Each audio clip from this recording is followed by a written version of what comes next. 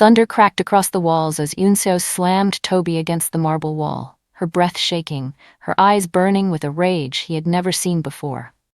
The rage on her face made her look even more dangerous, more unpredictable, like a storm that had finally snapped. "Who the hell?" she hissed, her fingers digging into his collar. "Was the woman touching your arm in the hallway? Who gave her the right?" Toby tried to breathe, but she was too close, too furious, too heartbreakingly beautiful. "That was my secretary. She just handed me a file." "Don't lie to me," she shouted, voice cracking. "Don't you dare lie to me, Toby." Her jealousy wasn't quiet. It wasn't polite. It was wild. It was raw. It was the kind of jealousy that only came from a woman who didn't want to admit she was falling, deeply, helplessly, in love. And as she trembled against him, her thumb brushing the corner of his mouth as if checking for a trace of the secretary's lipstick, Toby saw it clearly for the first time. The untamable mafia princess had finally, completely fallen for him. But the story didn't begin with her rage. It didn't begin with jealousy under a stormy sky. It didn't begin with slammed doors and whispered confessions in the dark. No, it began long before that. On a day Thabiso Nkosi walked into an interview thinking he was applying for a normal job, only to discover he was being chosen for a marriage he never asked for. Before we dive in, if you're new here, welcome to Tailhaven's Story World. Please like this video, subscribe, and tell me in the comments where in the world you're watching from. Your engagement helps me create more stories just like this. And trust me, what's coming next, you don't want to miss. Rain hammered the runway as the private jet's wheels screamed to a stop and the cabin tilted. Thabiso Nkosi's knuckles went white against the armrest. He had never been this high, never this far from the tin-roof kitchen back home where his mother hummed under a single bulb. Now, the world outside the window was a blur of neon and cold glass, and his chest felt as if it might crack from a mix of fear and something like wonder. The flight attendant's hand on his shoulder was meant to steady him. Instead, it made his pulse trip faster. "Are you all right, sir?" she asked, voice practiced and gentle. He tried a joke, but it landed as a breathless laugh. "I think I left my soul on the runway," he said. Her smile was kind. She did not know the cargo strapped to his ribs, his mother's hospital bills, the unpaid fees that threatened his brother's school, the years of nights reading by candlelight. In a moment, he swallowed and tried to steady his voice. The jet door opened, and cold air hit him across the face. Two men in black suits stood waiting, their faces smooth as stone. "Mr. Thabiso Nkosi?" one asked. "Yes," he managed. "You will come with us. The chairman is expecting you," one said as he pointed an ID to him. The words made his stomach drop. He climbed down into a Rolls-Royce Phantom that smelled of power. Outside, Seoul looked like distant wealth brought close. Glass towers, wet streets, sparkling like coins. The car moved with smooth intent. Thabiso's mind tumbled through the interview emails, the praise for his project models, the message that said, "Chairman wants to see you." He had pictured a kindly old executive, a velvet chair, a promotion. He had not imagined oak doors carved with dragons, or a man whose presence rearranged the air. On arrival, the Rolls-Royce glided to a stop before a building that didn't look like a headquarters. It looked like a kingdom. The tower rose into the night like a guarded throne, its mirrored glass reflecting the city lights in shattered fragments. Armed guards stood like statues along the driveway, their earpieces glowing faintly. Marble pillars framed the massive doors at the entrance, and two golden dragon sculptures curled upward from the base, their eyes lit with a faint red glow. Thabiso swallowed. This was not a company. This was a fortress. Entering, the elevator opened into a hall where marble swallowed sound. Heavy doors loomed. A guard pressed a button twice. A voice, low and measured, resounded, "Enter." Thabiso stepped into a room lit by a desk lamp, and the world contracted to the silhouette at the center. Eun-seo Han sat like a blade sheathed in silk. Tattoos crawled from his collar to his throat, and his eyes cut through with a cold precision. He was not a businessman with a soft laugh. He embodied something dangerous, a patient storm. "Mr. Nkosi," Jiro said, voice smooth but deep as oil. "Sit." He gestured. Thabiso bowed and obeyed. The man observed him like a man inspecting a rare instrument. "You are 23, top graduate, your family sponsored your education?"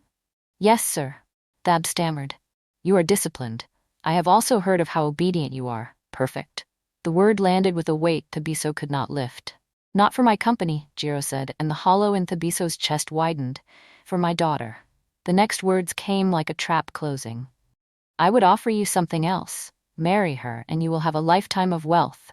Refuse, and you will not leave this building alive. The rain beat on the windows as Thabiso's world tilted. He opened his mouth, closed it, tried to find the polite reply that would save his life and maybe his dignity. Jiro's smile did not reach his eyes. You will meet her in a moment, he said sharply, waving his hands in the air.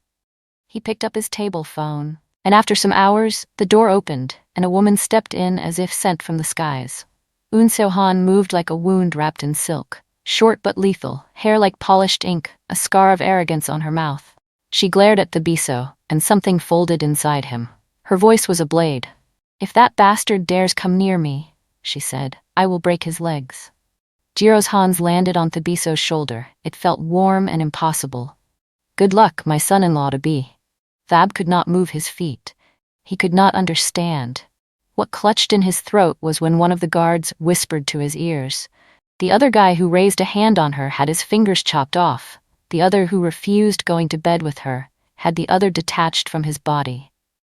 They left in a limo that smelled of leather and a world Thabiso had never earned. Eun-seo sat as still as a photograph, her gaze fixed on nothing and everything.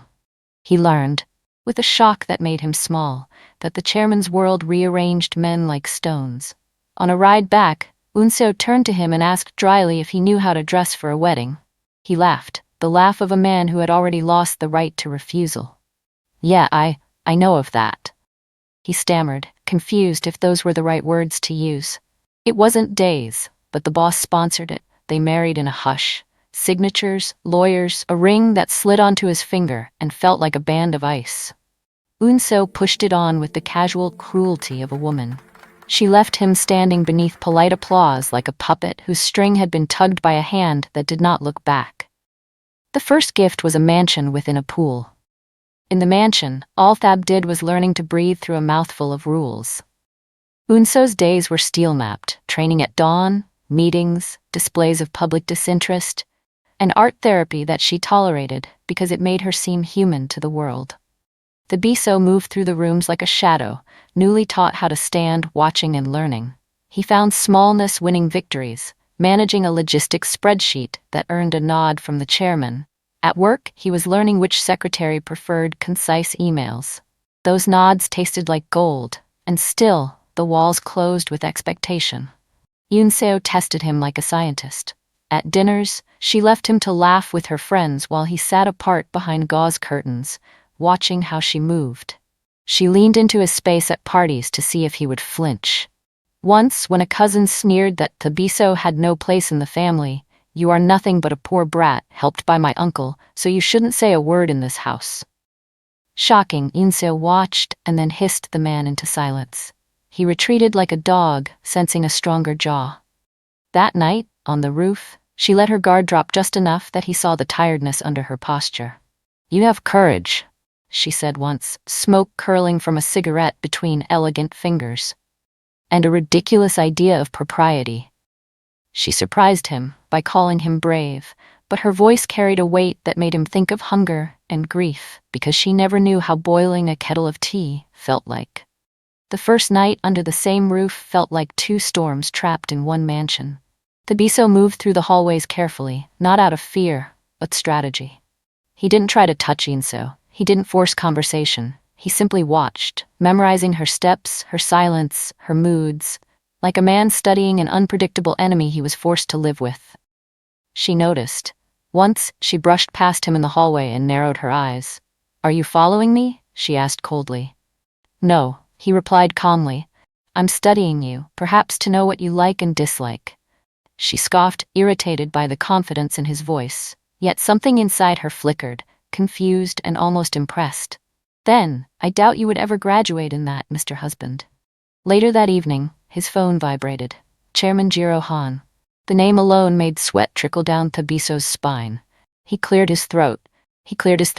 "Good evening, sir. How is your first wedding night going?" Jiro asked, voice sharp enough to slice through lies. Thabiso panicked. Perfect, sir, she's resting. We're close and... Put her on the phone, the man responded, curious enough to know if Thab was able to succumb his daughter that fast. Thabiso's heart dropped to his stomach. The mafia dad had warned him, if anyone finds out this marriage is a contract, you'll lose everything, including your life. Driven by desperation, Thabiso marched straight to her room and opened the door without knocking. He didn't know where the sudden courage came from, but it carried him like a wave. After all, was he not her husband? He asked himself as he strolled in. Eun-seo spun around, eyes wide. Did you just come in without knocking? He stepped closer, phone balanced in his hand. Your father wants to talk to you. Now. For a heartbeat, she looked like she wanted to throw something at him. But then, just for a second, her expression softened, a softness he had never seen before. But then, Thabiso wondered, what if she desperately lied to the father about him? What if she told him things that would make him arrive in a rage? His heart sank as he watched her next move. Give me your device, she said calmly, taking the phone and switching to her own. Her coldness melted into a perfectly composed tone. Hey Dad, we are fine. Yes, he's beside me. No, you don't need to worry. Thabiso stared at her, shocked. Something warm bloomed unexpectedly in his chest. She had protected him, effortlessly. A day passed, and slowly, painfully, something like a rhythm formed between them. Eun-seo raged about everything. The wrong breakfast, the wrong shoes, even the wrong angle of the curtains. But whenever her anger turned volcanic, Thabiso would step forward, hold her face gently, and press a kiss to her forehead until her breath slowed. You're impossible, she whispered once, tearing up out of frustration. He smiled softly. And you're fire. I just keep you steady. She didn't answer, but she didn't pull away either. Outside their walls, the world turned vicious. Rumors spread, blogs dissected their marriage, fake pictures leaked, claiming he married her for money. Before Thabiso could panic, Eun-seo sent a message to one of her hidden file desks. 1 hour later, every blog posted apologies. You did that? He asked. She shrugged. If someone disrespects my husband, they answer to me. The word husband hit him like thunder. Her tests became stranger, late arrivals to events, icy remarks designed to bruise his ego, sudden jealousy that appeared out of nowhere. One evening, she glared across a gala table and whispered, I don't like the chairman's secretary. She laughs too loudly at your jokes. Thabiso blinked. She was just asking about the documents? She's flirting, Eun-seo hissed. He bit back a smile. Her jealousy was wild. Irrational, and strangely cute. The high-class dinner glittered with diamonds, chandeliers, and the quiet arrogance of old money. Investors filled the mansion like predators in silk. Thabiso stood among them, calm and composed in his tailored black suit, until a perfectly polished woman with scarlet lips slipped her hand around his arm. Her touch lingered. Her smile was deliberate. Her body leaned too close. Eun-seo saw everything. Her jaw clenched so hard she could taste metal. Her fingers curled at her sides. Even her breathing changed, sharp, shallow, dangerous. Without a word, she turned and walked away. But her heels clicked with the fury of a woman 2 seconds away from burning the mansion down. A guard approached Thabiso. Sir, the young mistress wants to see you, now. Thabiso excused himself politely and followed. When he entered the private lounge, she was standing by the window, arms crossed, eyes blazing like a storm, refusing to be silent. What nonsense was that? She shot, her voice trembling with anger. Thabiso blinked. What exactly? She stepped toward him, each step echoing on the marble floor. You let another woman put her hands on you, she spat, right in front of me. Her voice cracked, not from weakness, but from a jealousy she didn't want to name. Thabiso exhaled slowly. Eun-seo, I honestly didn't notice, You didn't notice? She snapped. Are you blind, or just stupid? Her throat bobbed as she swallowed her rage. You embarrass me in front of investors, and tomorrow you'll say I'm the one ruining this marriage. Thabiso stepped closer, calm but firm, refusing to shrink under her fire. I said I didn't notice, and I apologized. That should be enough. It's not, she whispered harshly. You'll have to answer to my father. He stared at her for a full second. Then I will, he said, voice low, steady, if I have to. And he turned to leave. Eun-seo's eyes widened, her breath catching. Did he just walk away from her? Thabiso, she called, but he didn't stop. The moment the door shut behind him, something inside her cracked open. Shock, disbelief, and a sharp, unexplainable ache. She grabbed her phone with shaking hands. "Dad," she said the moment he picked. "He walked out on me. Thabiso walked out on me." Jiro Han's voice thundered through the receiver. "Impossible. Invite him over at once." He barked, but deep down, her father understood the daughter he had. Eun-seo swallowed, staring at the closed door as if it were the one thing she couldn't conquer. Her voice dropped to a whisper. He didn't even look back. That night, Thabiso walked into Chairman Jiro Han's study like a man stepping into the mouth of a lion. Every instinct in his body screamed at him to turn back, but he kept going. The room was dim, lit only by the golden glow of a desk lamp. Cigarette smoke curled lazily in the air. A dragon painting stared down from the wall like it was waiting to judge him. Jiro didn't even look up at first. He just poured himself a drink, slow and deliberate. "Speak," he finally said. Thabiso swallowed. "Sir, your daughter said I disrespected her. She believes I let another woman touch me. I came to explain." Jiro raised one palm sharply. Silence. His eyes remained unreadable. Then, slowly, so slowly it sent chills down Thabiso's spine, Jiro smirked. "A man who carries his own bucket of water," he said, voice deep and calm, "knows the worth of every single drop." Thabiso blinked, not sure he understood. Jiro leaned back in his chair, studying him with the calm of a man who had already lived through 100 wars. "My daughter is not easy," he continued. "She is unpredictable and over-emotional. I believe she has been betrayed more times than you can count." He swirled the glass in his hand, eyes darkening. "She needs someone who doesn't run because she raises her voice, someone who doesn't break because she throws a tantrum. She needs a man who can stand firm without becoming cruel." Thabiso straightened unconsciously. "Sir, with respect, I'm doing my best." Jiro's lips curled not into a smile but into something like approval. "You didn't hit her back," he said. "She told me she slapped you." Thabiso exhaled. "I would never raise my hand against your daughter. Not because I fear you, Chairman, but because real men don't beat women. They lead them with patience." That line stayed in the air like electricity. For the first time that night, Jiro's expression genuinely shifted. "Good," he said quietly. "Good." He set his drink down. "Protect my daughter," he continued. "Do not just be hard on her. She grew up surrounded by men who spoke with fists, not hearts. If you, Thabiso Nkosi, can be different, she will follow you." Then the chairman rose and stepped toward him. His presence was heavy, commanding, but not threatening anymore. "Do that," he said, placing a strong hand on Thabiso's shoulder, "and you will win her heart." Thabiso nodded firmly. "I understand, sir." Jiro gave a single approving nod. "And one more thing." He turned to his desk, tapped a few keys on his tablet, and a notification buzzed on Thabiso's phone. Thabiso checked it, and his breath vanished. $5 million. Transferred. Instantly. He looked up in disbelief. "Sir, this is..."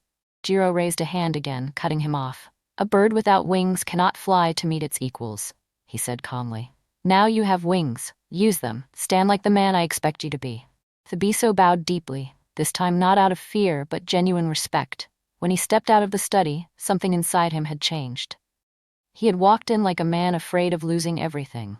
He walked out like a man who suddenly had everything to fight for. For the first time, she didn't see a man who married her for power. She saw a man ready to risk his life for her dignity. After that night, everything escalated. Eun-seo tested him even with her sexiest friends. He wasn't perfect. He only remembered his route. She insulted him in front of guests to see if he'd snap. She let arrogant men flirt with her to watch his reaction. Every time, Thabiso responded with quiet strength, a hand on her waist, a whisper, "Come home with me," a firm glare that sent the other men retreating. And each time, her anger cracked, just a little. One night, a scandal erupted like wildfire. Again, Thabiso's secretary was photographed leaving his office late, sparking rumors. Eun-seo stormed home, shaking with fury, and hurled Thabiso's car keys across the room. "He thinks he can embarrass me going around ladies," she cried. "He thinks I'm a puppet. I will make his night horrible." Thabiso grabbed her hands before she spiraled, apologized, and held her close. He wasn't weak. He was always targeting her soft spot. "Look at me," he said, voice steady. "I'm here. I'm not leaving." She broke, just a little. And for the very first time, she let her head rest on his chest. Their closeness bloomed from tension, from arguments, from the fear of losing each other to lies and power. The first kiss came unexpectedly. She broke a plate during an argument. He bent to pick up the pieces. She knelt beside him. Their eyes met, raw, exhausted, and she kissed him. If you're enjoying this story, don't forget to like and subscribe. It's one of the best ways to support this channel. And please drop a comment below. I love hearing your thoughts and reactions.